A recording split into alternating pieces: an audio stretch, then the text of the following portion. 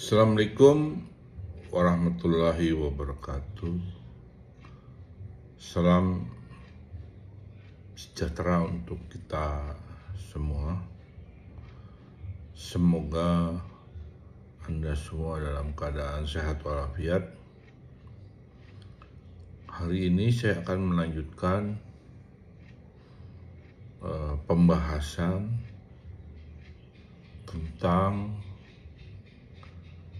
zaman Madya atau zaman Islam dalam sejarah kebudayaan Indonesia. Seperti yang kita ketahui bersama, para sejarawan telah menyepakati bahwa periodisasi sejarah kebudayaan Indonesia dibagi menjadi 4 babak atau 4 zaman. Pertama itu adalah zaman prasejarah, yang kedua adalah zaman purba atau zaman Buddha dan Hindu, yang ketiga adalah zaman Madya atau zaman Islam, yang keempat adalah zaman baru. 2 periodisasi telah kita bahas sebelumnya, yaitu zaman prasejarah dan zaman purba atau zaman Buddha dan zaman Hindu. Ini kita masuk ke periode ketiga dalam fase sejarah kebudayaan Indonesia. Kita ketahui bersama bahwa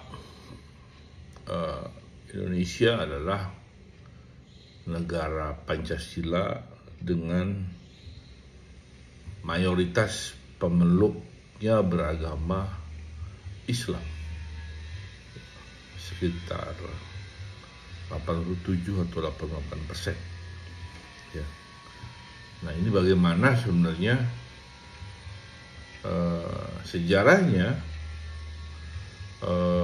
Islam datang ke Nusantara dan berkembang begitu cepat sehingga menjadi agama yang dipeluk mayoritas bangsa Indonesia hari ini. Ya.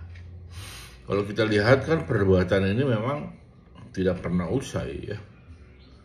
Kalau kita lihat konteks ajaran bahwa ya Islam kan adalah agama yang risalahnya dibawa oleh Nabi Muhammad SAW.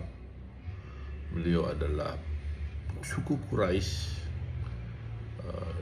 dan beliau berasal dari bangsa Arab yang sekarang menjadi negara atau kerajaan Saudi Arabia. Benarkah bahwa bangsa Arab yang datang ke Indonesia kemudian menyebarkan agama Islam? Apakah ada bangsa-bangsa lain atau pihak-pihak lain yang memberikan kontribusi terhadap penyebaran agama Islam di Indonesia? Nah, ini kita bisa bahas di bab ini gitu ya, terkait tentang masuknya agama Islam di Nusantara. Berkembang atau cepatnya agama Islam masuk ke Nusantara juga ditandai dengan mulai memudarnya kejayaan dari kerajaan Majapahit. Ya, jadi kita ketahui bersama adalah Majapahit sebuah kerajaan beragama Hindu dan memberikan kontribusi besar terhadap uh, perkembangan kebudayaan Hindu di Indonesia. Jadi mulai memudar kerajaan Majapahit dan perlahan tapi cepat ya agama Islam masuk ke Nusantara. Para sejarawan melihat ya agama Islam masuk melalui daerah pesisir pantai. Jadi modus ini juga yang dilakukan para penyebar agama Buddha dan Hindu. Masuk melalui pesisir pantai ke pedalaman yang dibawa oleh para ulama atau penyebar agama Islam, kemudian dipeluk oleh warga lokal yang ada di daerah tersebut. Nah, ada sejarawan Islam bernama Ahmad Mansur Suryanegara. Dalam bukunya yang berjudul Menemukan Sejarah, dia membuat 3 teori ya terkait kedatangan agama Islam di Indonesia. Yang pertama adalah teori Gujarat, yang kedua adalah teori Mekah, dan ketiga adalah teori Persia. Ya. Nah, ketiga teori ini mudah-mudahan bisa menjawab bagaimana Islam masuk dan berkembang di Nusantara. Oke, kita bahas tentang pertama teori Gujarat. Teori ini menjelaskan bahwa Islam masuk ke Nusantara itu pada abad ke-13 Masehi. Dan pembawanya berasal dari Gujarat, India. Ini kan teori yang banyak kita dengar pada saat kita belajar sejarah mulai SD, SMP hingga SMA. Jadi kalau ada yang mengatakan bahwa orang India suku Gujarat yang membawa Islam ke Indonesia, itu dibenarkan oleh sejarawan Islam Bapak Ahmad Mansur Suryanegara. Apa alasannya? Ya menurut Suryanegara bahwa pertama adalah kurangnya fakta yang menjelaskan secara jelas peran bangsa Arab dalam hal ini adalah yang menjadi tempat kelahiran Nabi Muhammad dalam penyebaran agama Islam di Indonesia. Yang kedua, ya kita ketahui bersama bahwa hubungan dagang dengan bangsa India itu telah terjadi lama melalui jalur Indonesia, Kambai, Timur Tengah, dan Eropa. Dan ini kan juga pada zaman Buddha dan Hindu juga sudah ada nih perdagangan lewat jalur laut.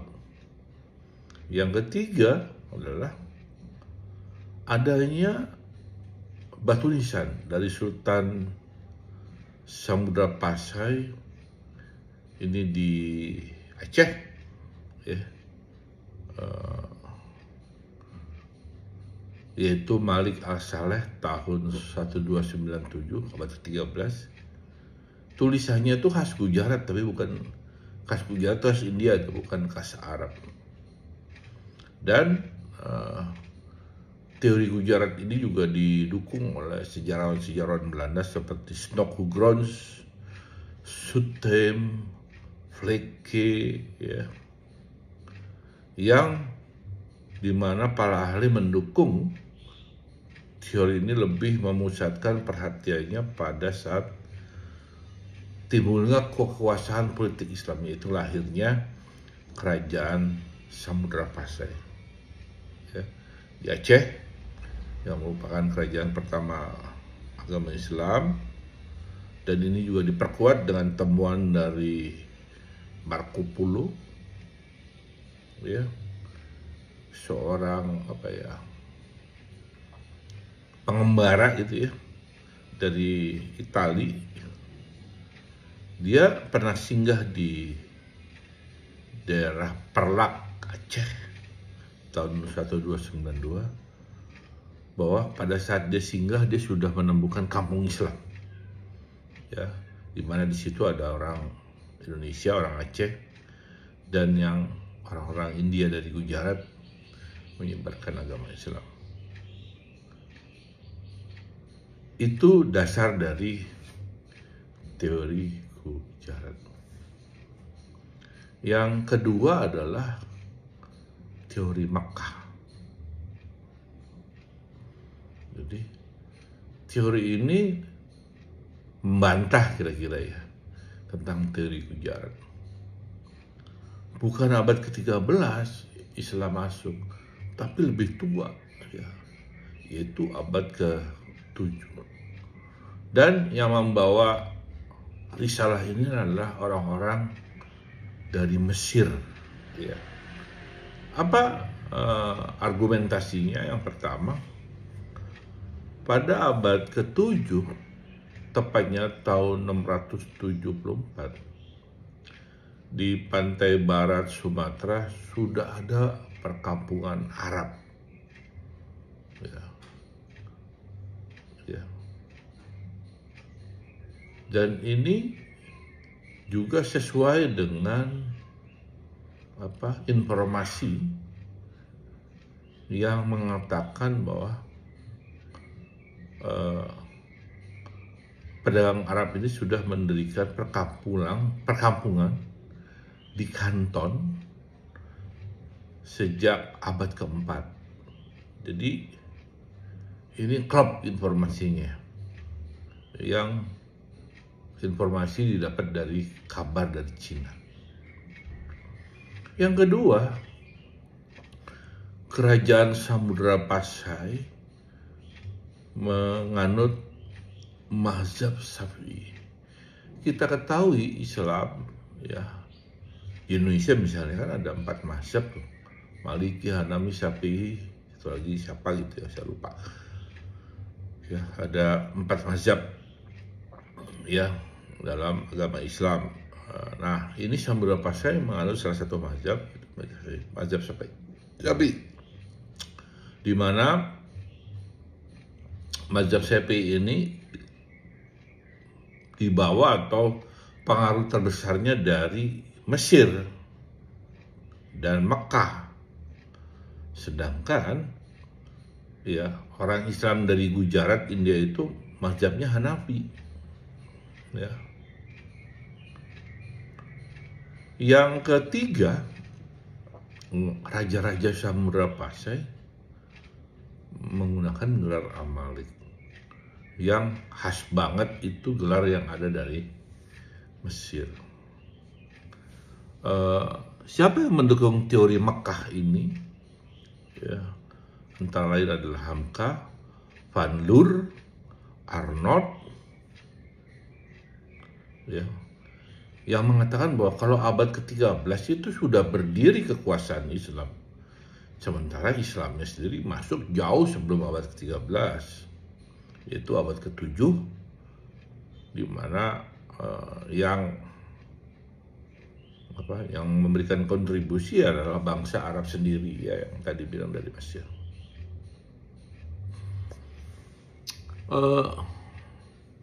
Teori ketiga yang disampaikan oleh Ahmad Mansur Suryanegara itu adalah teori Persia.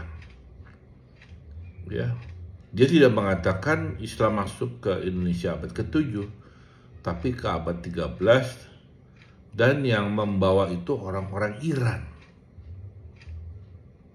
Kenapa? Karena ada kesamaan budaya Iran atau Persia dengan budaya masyarakat Islam. Seperti misalnya ada peristiwa 10 Muharram atau disebut dengan Hari Asyura. Ya, ini sebuah peringatan meninggalnya Hasan dan Husain, cucu Nabi Muhammad, yang sangat ditunjung tinggi oleh orang-orang Syiah ya, di Iran. Nah, ini sudah dilakukan di Sumatera Barat, peringatan tersebut dengan upacara tabut atau tabui. Sedangkan di Pulau Jawa ditandai dengan pembuatan bubur suruh. Yang kedua, kesamaan ajaran Sufi yang dianut oleh Siti Jenar dengan Sufi Iran, yaitu Al-Halaj. Yang ketiga, penggunaan istilah bahasa Iran dalam istilah pengejaan dengan Sufi dari Iran, yaitu Al-Halaj. Ya. Sistem mengeja huruf Arab untuk tanda-tanda bunyi harakat. Maaf. Yang keempat adalah ditemukannya makam Maulana Malik Ibrahim tahun 1419 di Gresik, dan adanya perkampungan Leren di Giri, daerah Gresik, di mana Leren adalah salah satu pendukung teori ini, yaitu Umar Amir Hussein dan PA Hussein Jairiningrat. Nah, kalau kita lihat dari tiga teori ini, Pak, mana yang benar gitu loh.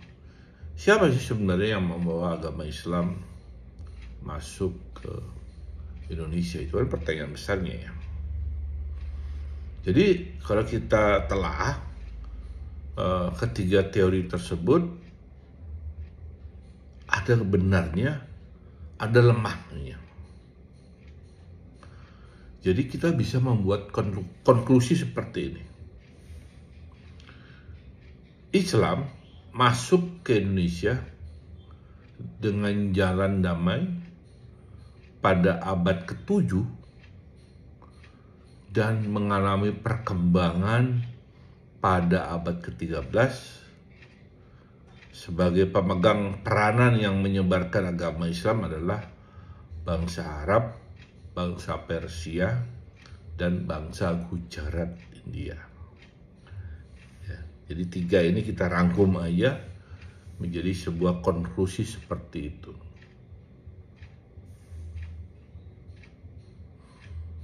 Ya. Nah, dulu kita juga sering mendapat cerita bagaimana proses masuknya agama Islam. Benar nggak sih Islam di Indonesia tuh masuk tidak dengan cara berperang gitu ya? Seperti Buddha dan Hindu, Islam masuk ke Indonesia dengan cara yang baik, atau dengan kita sebut dengan cara yang damai, melalui beberapa saluran, yaitu perdagangan seperti yang dilakukan pedagang Arab, Persia, dan Gujarat. Mereka berinteraksi, bergaul dengan masyarakat lokal. Nah, pada saat interaksi itulah dimanfaatkan untuk menyebarkan agama Islam.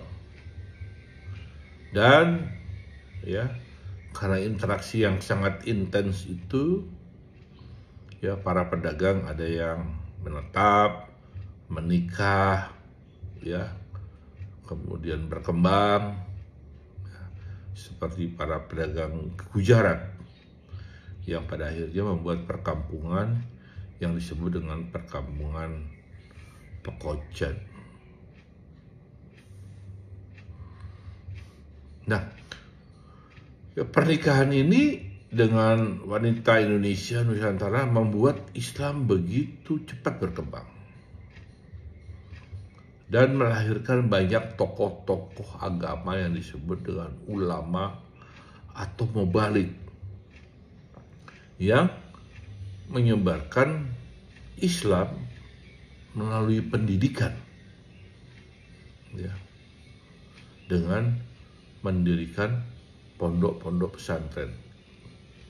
Jadi sebelum Indonesia merdeka, ya, jauh ya, yang namanya pesantren itu ya sudah ada, ya.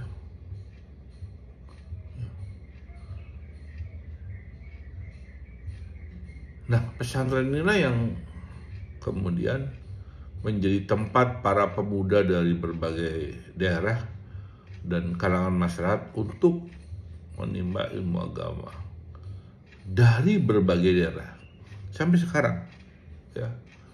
Sampai sekarang ya pesantren itu ya tempat menimba ilmu agama dan ilmu ilmu dunia kadang-kadang ya, yang datang dari berbagai daerah. Kita mengenal pesantren besar banyak sekali ya, Al-Falah di Pelusu, ya, kemudian pesantren yang ada di Gontor ya, yang udah banyak melahirkan tokoh-tokoh nasional ya, yang begitu heroik ya.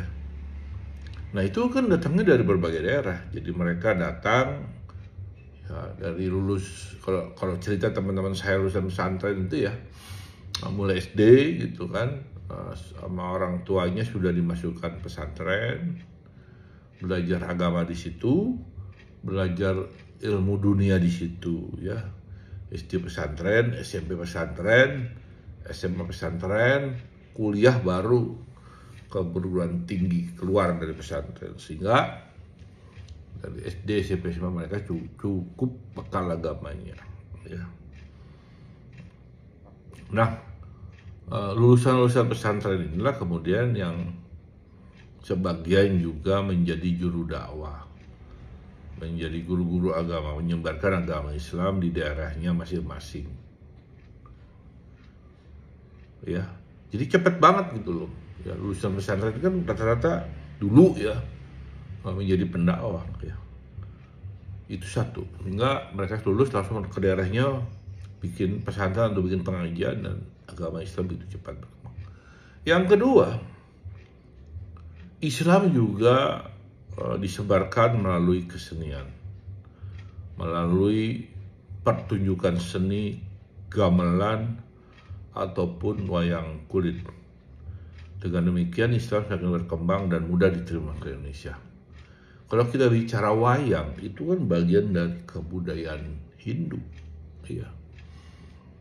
Jadi ini menarik, jadi pesan-pesan agama dakwahnya itu disampaikan melalui wayang, ya. Jadi Wali Songo, 9 wali itu yang ada di Jawa,